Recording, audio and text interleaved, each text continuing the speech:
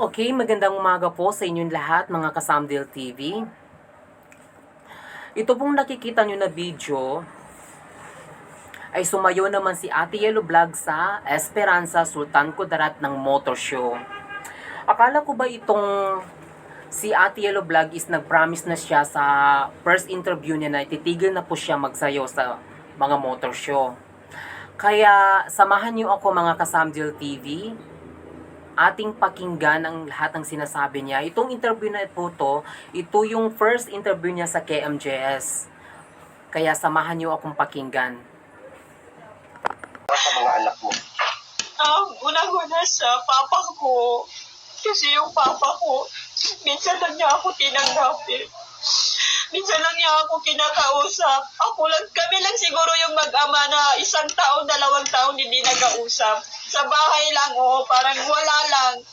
Pero parang mas nadagdagan po yung galit niya sa akin kung tinawagan niya ako kahapon, baboy ka, makapalang mukha mo, hinahiya mo kami, lahat. Wala ka nang hinang babae, pokpok ka, ganyan ang sinabi ng papa ko, masakit man yan sa akin. Tapos sa nanay ko, sa mga kapatid ko, huwag kayong magpapa-apekto kasi alam niyo naman po yung reason kung bakit ko yung ginawa. Sige lang, gawaan ko ng paraan. Okay, mga Kasamdel TV, narinig niyo na po ang sinabi ni Ate Yellow Vlog.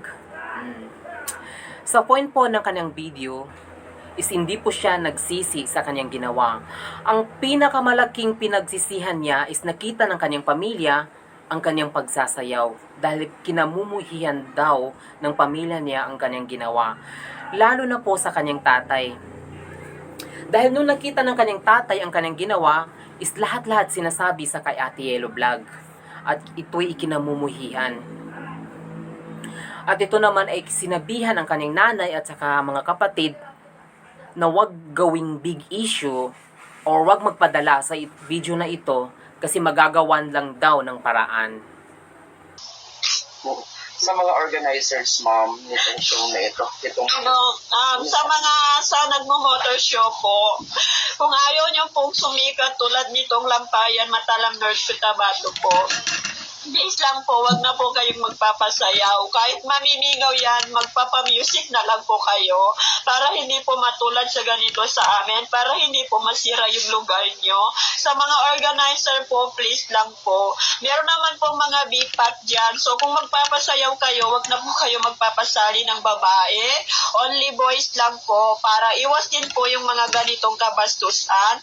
Tapos wag na po kayong magpapahubad para hindi na po kayo ma-issue. Okay mga Kasamdel TV, nagpayo si Ate Yellow Vlog na sa lahat daw na nagmo-motor show is hindi na daw magpapasayaw, wag na daw magpapasayaw ng mga babae. Kung magpapasayaw daw kayo is mga lalaki lang daw para walang bastusan. And then, itong nakikita natin sa video guys, is sumayaw siya sa Esperanza Sultan Kudarat Motor Show, is siya lang mag-isa. Then, ang matanong ko po guys is, nagsabi siya sa video na wag daw magdamit ng malaswa. So, ano itong pambaba ni Ate Yellow Vlog na kitang-kita ang panty niya. Then, sa tuwing sumasayaw siya, is itong mga lalaki nag-video is gina-zoom siya. Gina-zoom ang kanilang video. Do, di ba? So, part din yan ng malaswa.